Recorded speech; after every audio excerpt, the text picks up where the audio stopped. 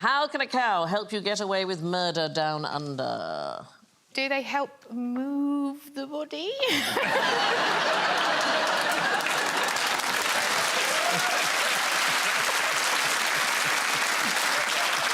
Well, weirdly, you're not that far. You train it to charge at a person. Cows, famously trainable. Trainable. Famously vegetarian and quite nice. What? Who are? Cows are. Cows. That's why no one suspects them. Yeah, that's Just those beautiful eyelashes, and everyone's like, all right, I guess it probably wasn't you, was it, Daisy? So, in 1929, there was a novel about the supposed perfect murder, and a guy in Australia thought, I'm going to try it out. I'm going to see if it works. And a young English writer called Arthur Upfield, I love this, he failed his exams as an estate agent, so his dad sent him to Australia.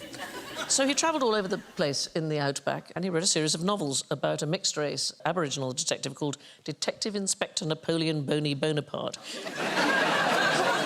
So the fourth of the series, The Sands of Windy. Sounds of who? Windy. Rather than The Winds of Sandy. That's a different...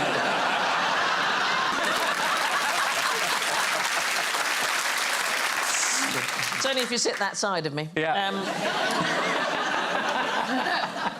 So Upfield, as well as writing, he was working on helping to build a rabbit-proof boundary fence in Western Australia. And in the book that he wrote, the murderer puts the dead victim inside a cow.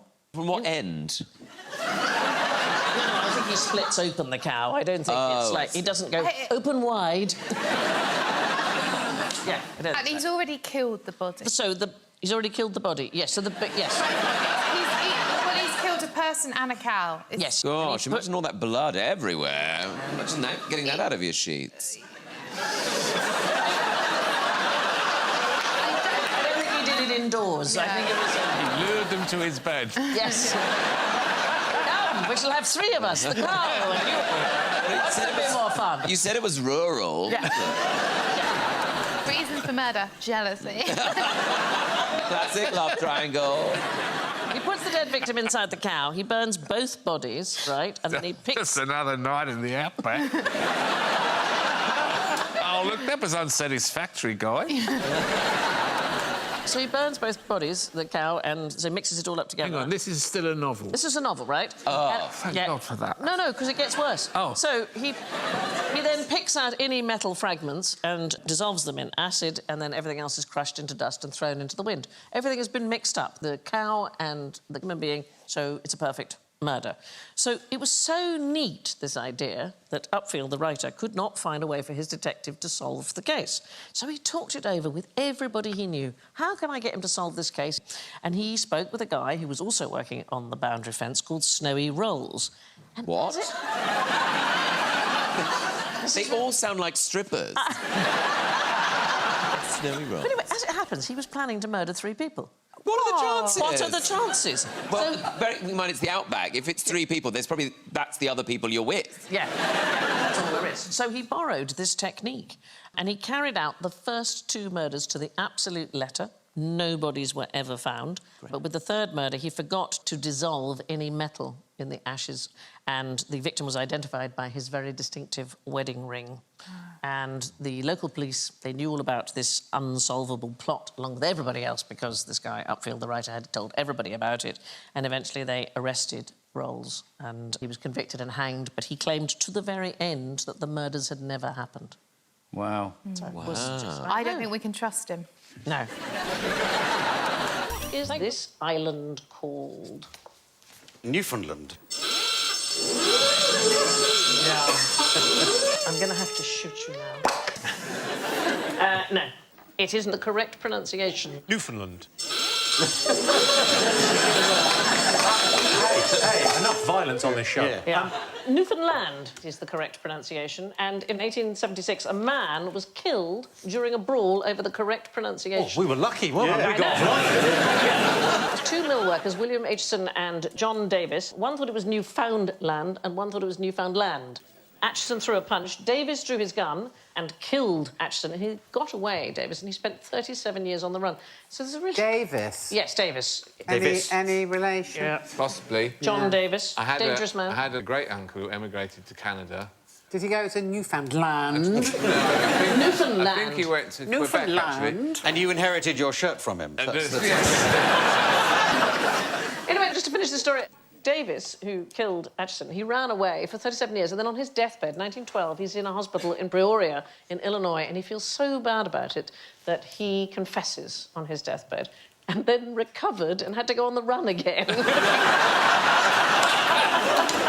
I think he said, oh, I did that murder in Newfoundland. No, it's Newfoundland! But actually, both men were right, because at the time, both pronunciations were perfectly acceptable. It's only fairly recently that people have gone a bit... And what is it now? Without looking? Newfoundland.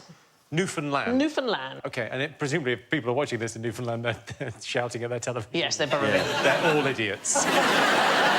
I have a constant argument with the pronunciation of Canadian places. My other half is Canadian, and everything seems to be pronounced a little bit faster than it should be. So it's Toronto, not Toronto. Oh, is it? Toronto. Toronto. Toronto. Like, as quick as you possibly can, like it's a crime to say it. Toronto. I love Toronto. There used to be a bar there Toronto. called the... Sorry, Toronto. There used to be a bar there called the Betty Ford Clinic. Oh, what's not to like? There's some fantastic names in Newfoundland. Conception Bay South is the second largest town. Conception Bay South is, yeah. It's Conception Bay South, maybe there's a north. That's what I There's call also- it. She doesn't like it. She thinks it's too formal. Come on, love, let's have a look at Conception Bay South. I bought you dinner. We saw the movie you wanted. Come on. We're moving on to Conception Bay North, I suppose. Well, That's a special treat for birthdays. it's possible Which way up is she? Hang on. It's possible that a girl may prefer the Newfoundland town of Dildo or Eastern Tickle, which I like very much. Do you? Yeah, Thanks for sharing. not bad for me age. What do I mean by that?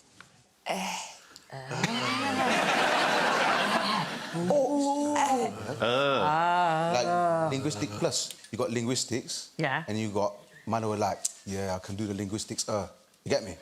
So. It's like a teenage girl was in the room. Because they're like, that's a lovely shirt. I heard the sister backstage. She goes, Joe, that's a lovely shirt. Yeah. Which is linguistics. Yeah. But if we took you to Small Heath, me and you were walking through, man would be like, rah, the thing is looking marginal. Is that OK, linguistic? so it's the noises that you're making. It's the little... Redundant sound. They're called disfluency markers, so it's the little extra bits, the ers and the ums, and the... What's the sound that you make? Could you do? So I'll be like... Ra. Ra. But ra's more of a kind of... It's Ra. a noun, is it? Ra, or no, it's like, yeah, ra's not a noun. It's a... What would you want me to go through the basics? Noun, adverb... I've got an English degree from Manchester. So these are the things, they're not real words, they are bits that add something to a sentence. I might say, for example, Alan's shirt is a little less fashionable than the other panellists. That might be... and then Alan might reply, I disagree. So we're putting in these little markers, which sort of mean something, but they're not words. When I was at college, we did communication studies. Right. At A level. I got an A, Sandy. An A for that.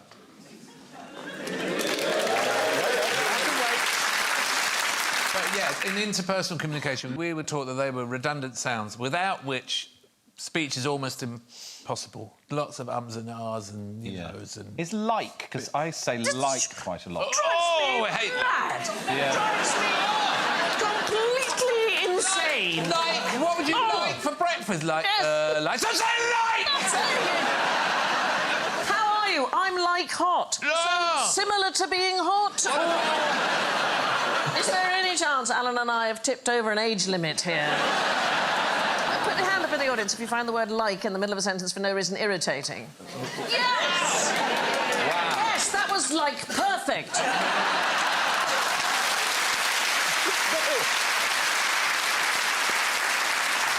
Make them stop doing it. Why can't they stop, like, doing, like... I'm I'm terrified to speak because I do it all the time. I do it. Do you? What's it for? I'm terrified, absolutely terrified. Yeah. But the and the they have a sort of purpose to it. So the professor at the University of Pennsylvania, his name's Mark Lieberman, he transcribed 14,000 phone conversations, and he found that people tend to say when they're choosing what to say, and they tend to say when they're choosing how they want to say it. And people, on the whole, say more than they say What about all the other sounds? This one happens a lot when, like, you're on the phone and there's an awkward silence. People can't bear it, any awkward silence, especially if it's like someone you've never met, you know.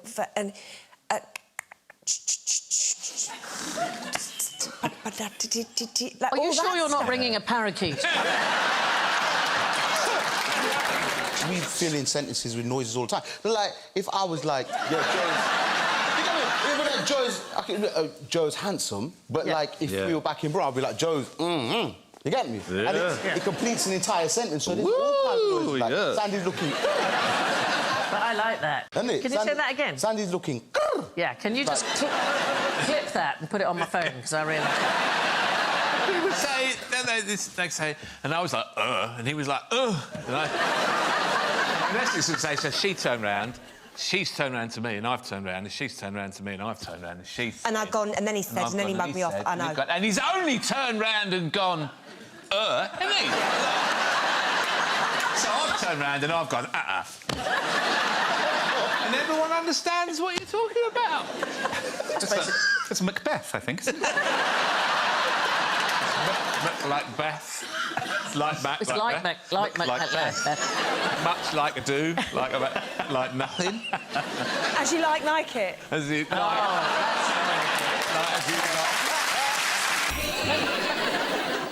Now, lastly, was it a good idea for airlines to ban smoking? Yeah, probably was. Why would you say that? You know, they stunk up the place. No, that's not true. Although I suppose if you looked at it on paper, no, they probably would be doing better financially if they hadn't banned smoking. No, that's not true neither. Well, what the do I know? I don't even know who invented a plane. I don't even know why you're talking to me. I have nipples, Steve. Can you milk me?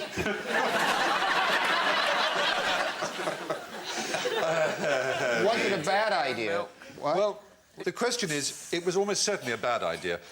It was a lousy idea, in fact, because when smoking was allowed, the cabin air was completely replaced with fresh air every 3 minutes. And now the airlines save money. They save up to 6% of their fuel bills by using a mixture of fresh and recycled air. And SARS. Yeah, using under half the amount of fresh air needed for comfort, increasing the amount of carbon dioxide in the cabin, causing dizziness and nausea and allowing viruses to thrive. Passengers think that because they can't smell smoke, the air is fresher. This is not so. Apart from anything else, it has dramatically increased the number of air rage incidents. One of the earliest reported incidents of air rage involved a passenger in first class, probably trying to take his mind off cigarettes by drinking too much, and he was refused another drink, and so he decided to lodge his displeasure and shat on top of the food trolley.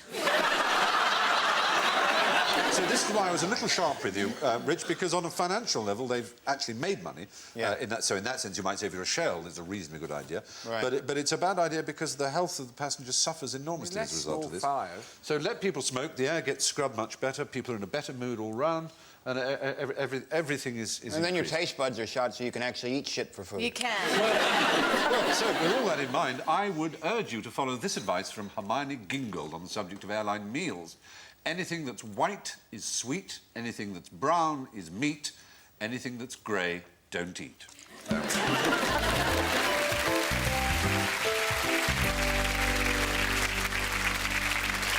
What does the moon smell like? Yes, Joe. Does it smell of Buzz Aldrin's underpants? It might. Did he crap himself there and bury some? Well, one of them obviously did, didn't they? Wouldn't Crap you? himself there and buried some. I did that as a child. I pooed in my pants and buried them in the garden. But when I went back to check on them a few weeks later, they'd gone. You could have sold them. People advertise for dirty underpants in the backs of magazines. Not in the Spectator, they don't. All I can say. What's the moon smell of? Cheese. Oh, Joe, you are sweet. thought that was hanging over us. It was hanging over us, no. Get some points back if you know how many humans have walked on the moon. 12. Absolutely. You both said it simultaneously and you both get 5 Difference points. is, I guessed.